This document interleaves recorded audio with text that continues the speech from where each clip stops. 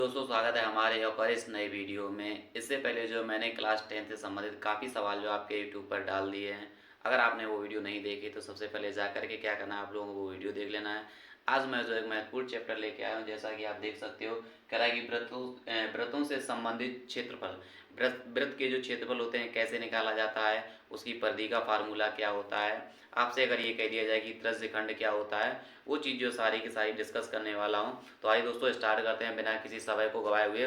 जैसा कि दोस्तों ये आपका दिया गया है, सबसे पहले क्या है, व्रत समझ लेना है कि व्रत क्या होता है। तो ये आपका जो होता है एक सेंटर पॉइंट होता है, ठीक है। यहाँ से लेकर के यहाँ तक के बीच की दूरी क्या कहलाती है, आपकी त्रिज्या कहलाती है।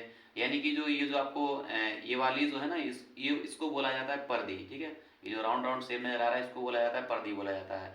तो सीधा कह सकता हूँ जो केंद्र बिंदु से परिधि को मिलाने वाली रेखा जो होगी वही हमारी क्या कहलाएगी, आपकी त्रिज्या कहलाएगी। अगर दोनों ही परिधियों को आपस में मिला दिया जाए और वो परिधि जो है केंद्र से होकर के जब जाती है, तो वो हमारी क्या कहलाती है, आपका व्यास कहलाती है, जिसको 2r बोला जाता है। क्योंकि जितनी त्रिज्या इधर है उतनी त्रिज्या आपकी इधर भी होती है।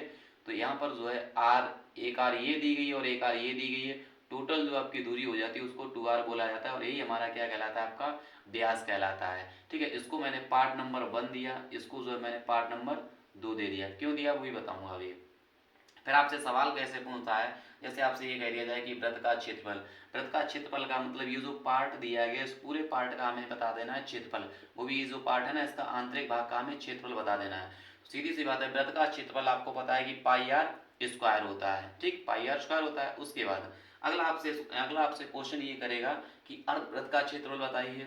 यानी कि जो हमारा टोटल जो वृत्त बना हुआ है, अब इसका नहीं पूछ रहा है, ये जो आपका फर्स्ट पार्ट जो बना हुआ है उसका पूछ रहा है। यानी कि आधा भाग जो बना हुआ है उसका हमसे जो है क्षेत्रफल पूछा गया है। अच्छा, आपको पता है कि पूरे पार्ट का क्षेत्रफल पाई आर स्क्वायर है। आधे भाग का पूछ रहा है तो पूरे भाग का क्षेत्रफल निकालो, उसका आधा कर दो। तो ये पूरे भाग का क्षेत्रफल का मैंने क्या कर दिया, आधा कर दिया। तो यहाँ से अगर अर्धवृत्त का क्षेत्रफल पूछा जाएगा तो आपका फार्मूला हो जाएगा 1/2 पाई आर स्क्वायर हो जाएगा, जैसा कि आपका ये लिखा हुआ है। थर्ड पार्ट आपका जैसे ये पूछ सकता है कि वृत्त की परिधि बताइए। वृत्त की परिधि का मतलब ये जो मैं राउंड राउंड ये शेप बना ना, इसको जो मैं रेखा कर ये लगी कर रहा हूँ ना, इसको बोला जाता है वृत्त की परिधि बोला जाता है, ठीक है। तो वृत्त की जो परिधि होती है वो होती है आपकी 2πr होती है, ठीक। उसके बाद अगला पॉइंट आपसे ये कह रहा है कि अर्धवृत्त की परिधि बताइए। अर्धवृत्त की परिधि का मतलब अब हमसे पूरे की नहीं पूछता, क्योंकि पूरे की आपको पता है, पूरे वृत्त की जो परिधि होती है वो होती है आपकी 2πr होती है। लेकिन हमसे जो पूछा गया अर्धवृत्त की परिधि पूछा गया, यानी कि जो फर्स्ट पार्ट दिया गया इसकी परिधि पूछा गया है।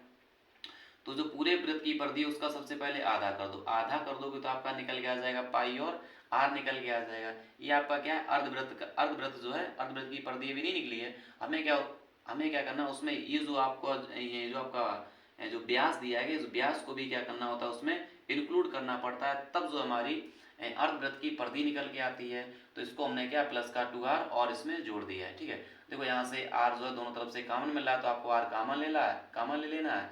अंदर जो आपका बचेगा पाई प्लस 2 बचेगा, ठीक है। क्योंकि पाई का मान आपका 22/7 होता है, प्लस का 2 जैसा है वैसे ही। अब आप जब इसको सॉल्व करोगे तो आपका आ जाएगा 36/7 आ जाएगा, और 36 का r में गुणा करोगे तो 36r/7 आ जाएगा। अब आपसे अगर ये कह दिया जाए कि अर्धवृत्त की परिधि बताइए, तो आपको इतना झमेला करने की कोई जरूरत नहीं है, सीधा आप लगाइए 36r/7। तो ये आपकी क्या कहलाएगी, अर्धवृत्त की परिधि कहलाएगी। अब ये जो फार्मूले हैं वो क्लास 10th से संबंधित हैं, क्लास 10th से जो ये संबंधित हैं।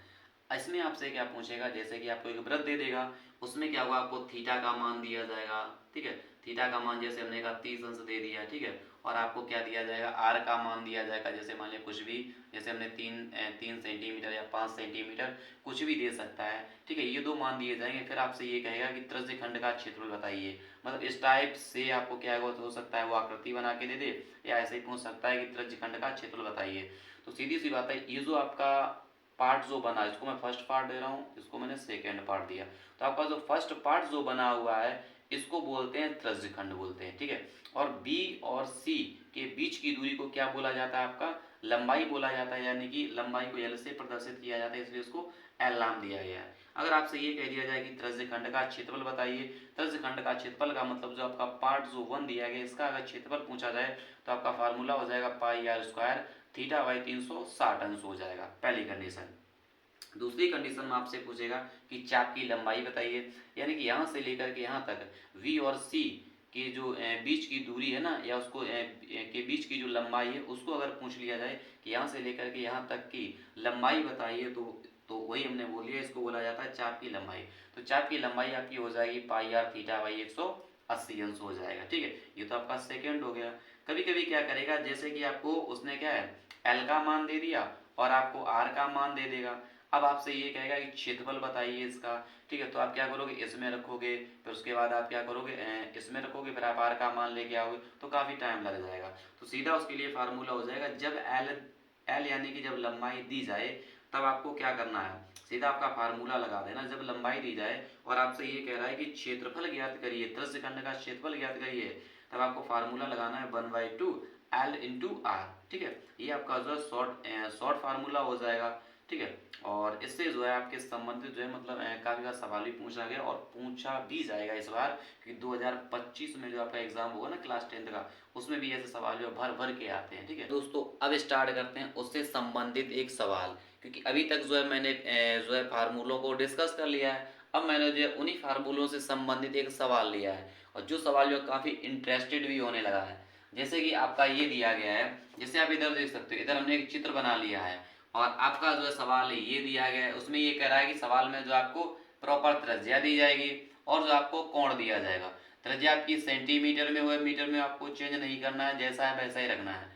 कोण आपको दिया जाएगा, थीटा का मान यहाँ पर कुछ भी हो सकता है, जैसे कि हो सकता है आपको ऐसे चित्र बना के दे दिया जाए। ठीक है, जहाँ पर आपको कोण का मान कुछ भी दिया जाएगा और यहाँ से लेकर के यहाँ तक आपको क्या दी गई, त्रिज्या दी गई है। और अभी मैंने आपको वीडियो में बताया था कि और ये जो क्या होती है आपकी लंबाई होती है। इसमें क्या है प्रॉपर मैंने आपसे यहाँ से क्वेश्चन करेगा कि त्रिज्य खंड का क्षेत्रफल ज्ञात करना है, चाप की लंबाई कैसे निकाली जाएगी, छायांकित भाग का क्षेत्रफल, हाँ ये और देख लो। उसके बाद क्या, ये तो आपका एक त्रिज्य खंड है, आपसे पूछ सकता है कि ये जो पार्ट दिया गया, ये जो शेष पार्ट है, इसमें मैं कलर कर रहा हूँ। ठीक है, इसका भी आपसे जो है क्षेत्रफल पूछा जा सकता है, तो वो आप कैसे निकालोगे। अगर आपसे जैसे ये कह दिया कि त्रिज्य खंड का क्षेत्रफल, अगर आपको इस वाले पार्ट का क्षेत्रफल निकालना है, पार्ट 1 का क्षेत्रफल निकाल लेना है, तो कैसे निकालना है। तो त्रिज्य खंड का क्षेत्रफल बराबर जो होता है आपका formula pi R square theta by 360 होता है। चूंकि आपको पाई का मान पता है 22/7 होता है, इंटू का चिन्ह लगा दिया।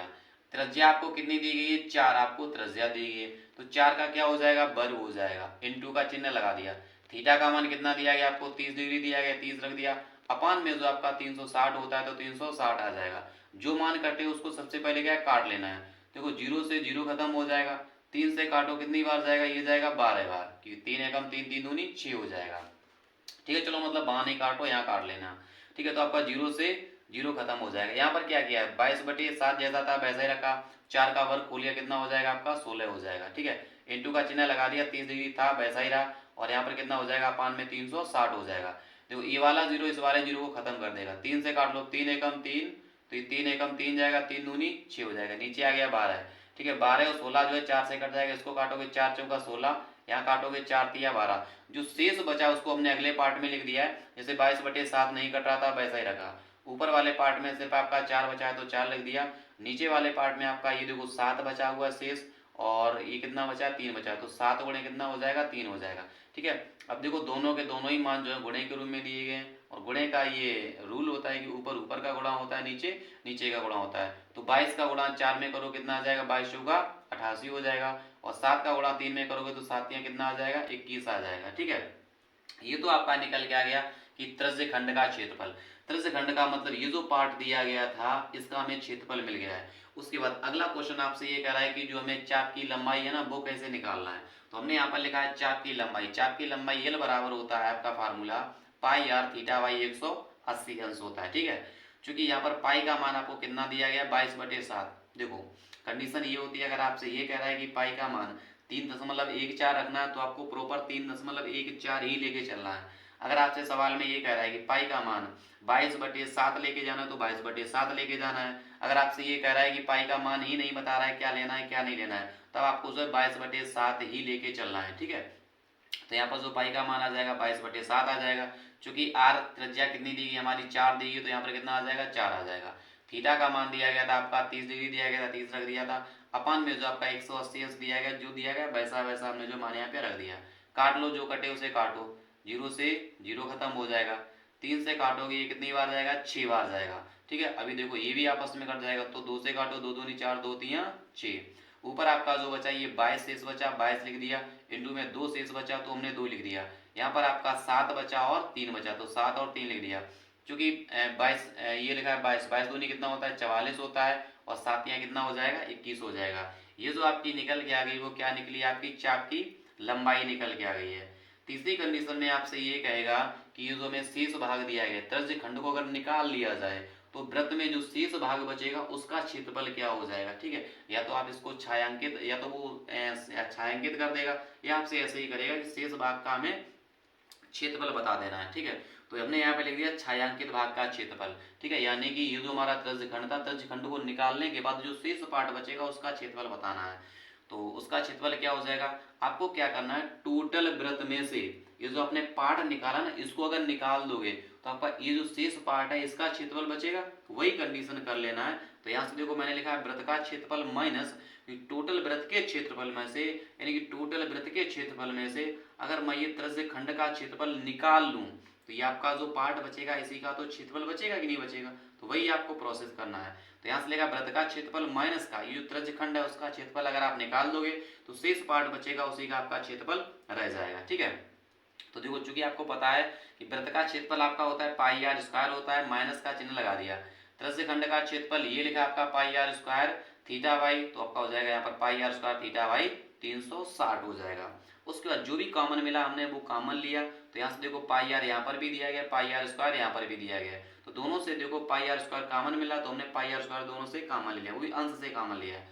तो यहाँ पर कितना बचेगा आपका, एक बचेगा, माइनस का चिन्ह लगा दिया, यहाँ से पाई आर स्क्वायर कॉमन आ गया, आपका क्या बचेगा, यहाँ पर थीटा बचेगा, थीटा रख दिया, पान में 360 हो जाएगा। ठीक है, चूंकि आपको ये पता है कि अब आपको क्या करना है, सारे के सारे जो है मान पुट कर देना है। उससे पहले क्या करना है, इसको सॉल्व कर लो, ये आपकी भिन्न बन चुकी ना, तो इसका और इसका एलसीएम कितना आ जाएगा, 360, एक का भाग इसमें लगाओगे 360 बार जाएगा, 360 का गुणा एक में करोगे 360 आ जाएगा, चिन्ह माइनस का लगा रहने दो। थीटा का भाग जैसे ही आप 360 का भाग जैसे ही आप इसमें लगाओगे एक बार जाएगा, वो एक का गुणा थीटा में करोगे तो क्या आ जाएगा, आपका थीटा आ जाएगा। उसके बाद क्या करना है, प्रॉपर आपको क्या करना है, मान पुट कर देना है। ठीक है, अगर आप ये भूल जाते हो तो आपको क्या करना है, ये चीज जो है फार्मूले के रूप में आप लोग याद कर सकते हो कि अगर वृत्त वृत्त दिया जाए और आपको जैसे त्रिज्य खंड का क्षेत्रफल दिया गया ना पता हो, अगर आपसे ये कह दिया जाए कि छायांकित भाग का क्षेत्रफल ज्ञात करना है तो आप जो है डायरेक्ट इस फार्मूले के द्वारा जो है आप लगा सकते हो। ठीक है, तो आइए तो अब हमें क्या करना है, मान को जो है पुट कर देना है। क्योंकि पाई का मान आपका 22/7 होता है, तो 22/7 रख दिया। आर दिया गया, आर हमारा 4 दिया गया, तो 4 का क्या हो जाएगा, वर्ग हो जाएगा। उसके बाद ये लिखा है 360, जैसा लिखा है वैसा ही लगा, माइनस का थीटा का मान हमें कितना दिया गया था, 30 डिग्री दिया गया था, तो यहाँ पर कितना आ गया आपका, ये आ गया 30 डिग्री आ गया। ठीक है, अपान में आपका 360 ये लिखा है, तो यहाँ पर हमने कितना लिख दिया, 360 लिख दिया। उसके बाद देखो 22/7 जैसा था वैसा ही रखा, 4 का वर्ग कितना होता है, 16 होता है। ठीक, अब 360 में से अगर 30 जाएगा तो कितना बचेगा आपका, 330 बचेगा, और अपान में क्या दिया गया, 360 दिया गया। उसके बाद यहाँ पर जो मान कटे उसे काटो, 0 से 0 खत्म हो जाएगा, 3 से काटोगे तो ये कितनी बार जाएगा, 3 एकम 3, 3 एकम 3, 11 बार गया। 3 से नीचे कट जाएगा तो 3 एकम 3, 3 दूनी 6 हो जाएगा। अभी आपका अंश में जो बचा हुआ है 16 और हर में जो आपका बचा हुआ है 12, अभी भी ये 4 से कट जाएगा, तो 4 से काटोगे 4 चौका 16 होता है और 4 तिया 12 होता है। शायद अब ये जो किसी से नहीं कटेगा, तो देखो 22 यहाँ पर बचा है लिख दिया, 4 आपका बचा है तो 4 लिख दिया, और गुणे में क्या 11 बचा आपका 11 लिख दिया। हर में देखो क्या बचा आपका, यहाँ पर 7 बचा और यहाँ पर कितना बचा 3, तो ये 7 और कितना बचा शेष 3 बचा। ठीक है, जैसे आप ऊपर का गुणा करा लो, तो ऊपर का जैसे ही आप गुणा कराओगे तो कितना हो जाएगा, ये हो जाएगा 22 चौका कितना होता है 88 होता है, और गुणे में कितना आ जाएगा 11 आ जाएगा, अपान में 7 कितना होता है 21 होता है। जैसे ही आप इसका गुणा कराओगे तो देखो 11 8 88 की 8 हासिल लगा 8 हो जाएगा, फिर 11 8 88, तो 11 8 88 और 8 कितना हो जाएगा, 8 8 16 की 6 हासिल लगा 1, यानी कि यहाँ पर आपका आ जाएगा 96, यानी कि 968 बटे, और ये कितना हो गया 7 21, यानी कि 968 बटे क्या हो गया आपका 21 हो गया। यहाँ से क्या 3 टाइप के सवाल पूछे जाएंगे, तो मैंने जो है एक ही वीडियो में या कह सकते हैं एक ही स्लाइड पे जो है तीनों प्रकार के सवालों को डिस्कस कर लिया है। अगर आपसे त्रिज्य खंड का क्षेत्रफल पूछा जाए तो आप पाई आर स्क्वायर थीटा बाई 360 लगाएंगे। अगर आपसे चाप की लंबाई कह रहा है तो पाई आर थीटा बाई 180 अंश का प्रयोग करना पड़ेगा। अगर आपसे छायांकित भाग का क्षेत्रफल पूछ रहा है तो आपको क्या करना पड़ेगा, वृत्त का क्षेत्रफल माइनस का त्रिज्य खंड का क्षेत्रफल लगा करके जो है अपना जो है आंसर लाना है।